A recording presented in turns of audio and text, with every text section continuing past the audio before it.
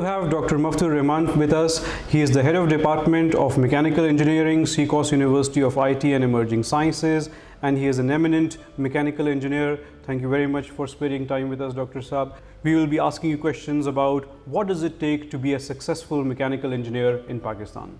You have an exceptional career in mechanical engineering. Please tell us a little bit about your journey. Okay, so after finishing my BSc, I was thinking that what I'm supposed to do. But the thing is, I was more inclined towards opening things up, looking into the design of things, and I was quite curious as well. But I had that slight sort of creativity in me as well. So curiosity and creativity, so that actually took me to engineering in general. And then when I started looking into engineering, obviously there were several fields, but I selected mechanical. The reason was mechanical is one of the most interesting and one of the most difficult fields in engineering as well, where we have moving components, and we are supposed to design and make a needle and an air shuttle as well. So I started my BSc mechanical engineering, where I designed several things. I got a patent there as well, and then I moved on to my master's, where I worked on Tarbela Dam Reservoir and how to increase the life of Tarbela Dam Reservoir, which was quite a successful story as well. I wrote a book on the same subject as well.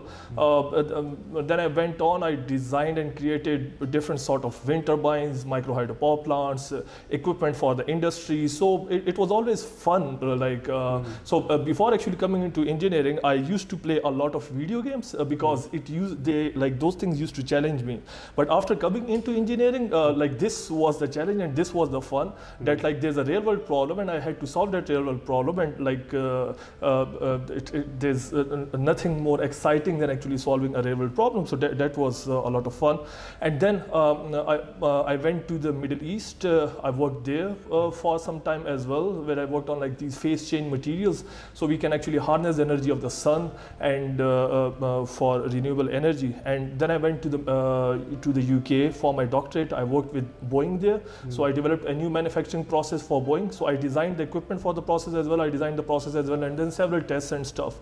And after that, I started working with KUKA Robots and Siemens Energy and these sort of companies. So like the Forbes 500. And then I came to CCOS with all that experience. And now I'm here. We are developing amazing technologies here, which are useful for Pakistan and which are useful for the rest of the world as well. So that's basically my journey. And throughout this journey, I did get some academic honors as well. And with that, I got the honor to be a chartered engineer by the IMechE UK as well, and the title of professional engineer by PC Pakistan. Wow, mashallah, mashallah, that's wonderful. And I was just noticing that you have had international exposure. You have been working with the corporate sector as well. So tell us a little bit about what's next for you as a mechanical engineer in your career. Okay, so now because I'm developing these new sort of technologies, and as I said, that those technologies are not only applicable in Pakistan, but also applicable, say, in developed countries like the UK and US. So what we at CCOS here, what we are doing now is that we are developing these technologies, and we are actually in contact with all those Forbes 500 companies and these sort of, Fortune 500 companies. And we now, the next plan is to commercialize these technologies and implement these technologies into those industries. So it's not, we will actually take our name with us, the name of the CCOS and the name of Pakistan, that these high-tech technologies which are now implemented in the aerospace sector of the world have been developed in Pakistan. So that's the next aim. That's a huge pride for us indeed. What are the barriers of becoming a successful mechanical engineer in Pakistan today? I won't say there are any such barriers. The only thing is you need hard work, you need a positive attitude, and you need persistence. So if you have all these skills, you will pass whatever the barriers are, because mechanical engineering is a skill, it's a design skill. So if you have this design skill, which we call hunar, engineering basically is an hunar, and mechanical engineering is exactly a hunar, so it's a skill. So if you have this skill, there are no barriers for you. But the thing is, you need to acquire that particular design knowledge, and you need to be excellent in mathematics and physics and these sort of things. So once you're done with that, and you have like this creativity inside you where you want to develop new products, new solutions, and you want to work for the betterment of the society, so then there won't be any barriers for you. So you talked about hard work and persistence, and of course some very key skills like mathematics and physics. So let's say someone has acquired these skills. What is the reward that he or she has at the end for him or her? Okay, so again, it depends on your personality. The biggest reward for me is like overcoming the challenge. Like whenever there's a problem, right? So you need to overcome it. Yeah. So once you overcome that problem, you like I feel quite Motivated, happy internally and motivated internally. So that's the best thing. I cannot like wake up in the morning and just be there. To be there, I need to do something for the society, for myself, and like so. This is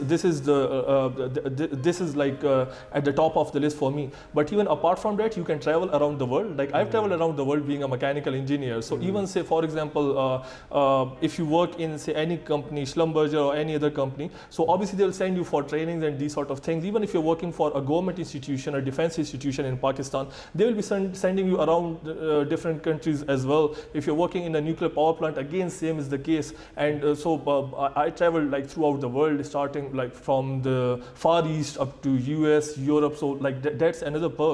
And with that perk, obviously the biggest thing which comes in is a paycheck. It's a good paycheck. Yeah. Okay, now that paycheck is not that much at the start, right? But once you start growing, you would be amazed. Like your salary would start doubling, and so like that's a big thing. And I know some mechanical engineers, I won't say like myself, but I know some mechanical engineers who are earning around 8 to 10 lakh Pakistani rupees per month. Yeah. So yeah, that's there as well. And obviously like a stature of an engineer in the society, and then stature of a mechanical engineer, because people know that mechanical engineering is one of the hardest fields, not just in engineering, but overall like is one of the hardest fields, because we deal with rotating components which are pretty hard to design, and materials and these sort of things. So yes, so you'll have like all of these perks. Excellent, excellent. And I think here is a very key lesson for our viewers, that if you are talented and if you are an expert in your field, then people all around the world will be calling you and will be taking your advice. Dr. Saab, my next question to you is that if I am someone who has just recently finished the FSC or A-levels with the relevant subjects, why should I opt for mechanical engineering? What is the importance of mechanical engineering, and what are the different kinds of skills that are required for this field? Okay, so first of all, you should definitely go for mechanical engineering.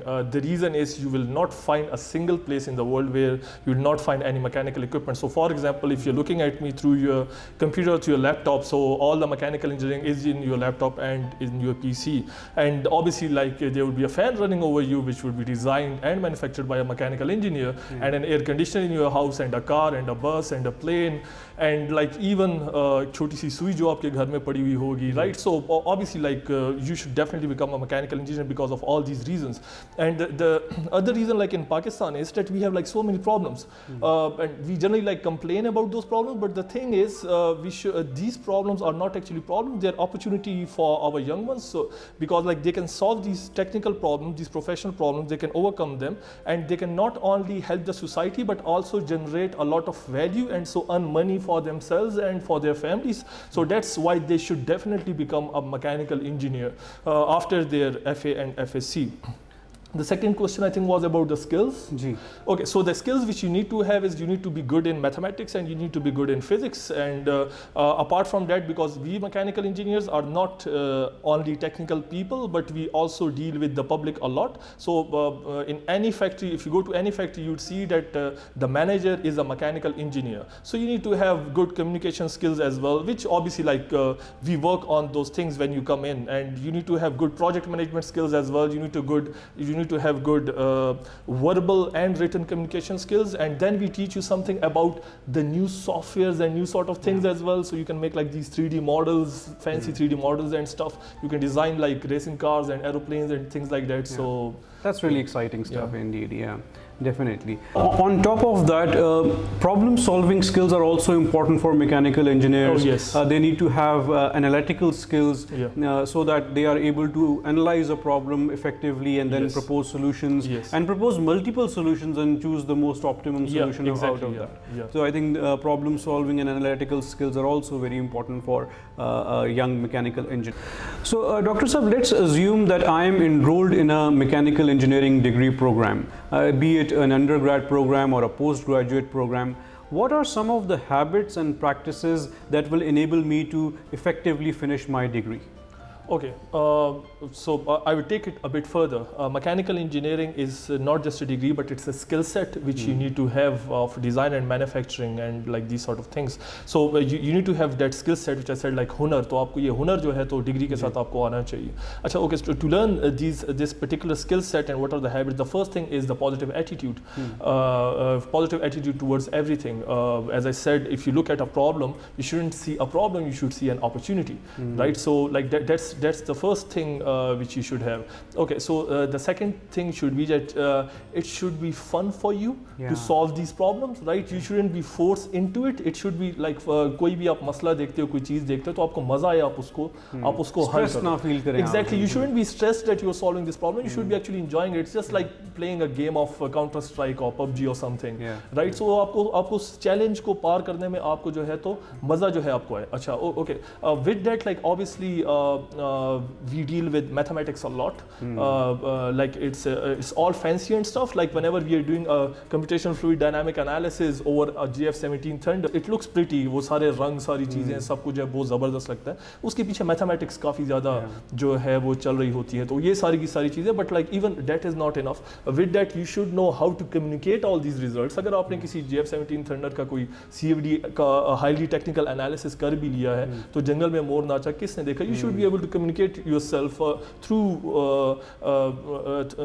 your speech, through your write-up, through your graphs, through different sort of things. So इसी तरह से फिर आपने अपने जो भी अपने solutions हैं, you need to present them to the industry as well, and you have to convince the industry that your solutions are better compared to what they are importing from outside. So these sort of skill sets you need in a mechanical engineer, and that's what we try to develop in our students at the mechanical engineering department here at CCOS as well. Very well said, sir. Very well said. Okay, so if you were to give your 20-year-old self some advice, what would that advice be? The first advice would be to stick to mechanical engineering. It's really famous all around the world, and there are a lot of jobs. So definitely do that. And like I would advise myself to work on way more projects, like so you can get like practical experience, projects of design. Yeah, exactly. So you get like hands-on experience with the designing. So it's like whatever you're studying in the book, it's equally applicable in the industry and in real life, but you need to practice it more. So that would be my second advice. And my third advice would be to work on projects even if they're not paying you that much at the start, because later on what you're going to do is you're going to develop your CV, and because of those projects you would get pretty high pays later on. So that's like you at the start I need to learn more, and then like I can pace up my career, and obviously like keep a side hustle. Whatever problem you're solving for the society, take it I would have loved to like take that project as an entrepreneurial project, and I would have loved to say work on the same project for the last 10 years. I would have commercialized it, and it would have made me a lot of money. It would have made me rich actually. Well said, sir. Thank you. Well, thank you very much, Dr. Saab, for giving us your time. Thank you for the invitation. I think anyone opting for mechanical engineering would find this discussion very important. Hopefully. Even if someone is taking or undertaking a degree in mechanical engineering, the things you talked about with regards to the prospects of mechanical engineering were very useful. So thank you very much. Thank you very much. Thank you very much. Please like, share and subscribe, and stay tuned for more videos on career planning and development. Thank you.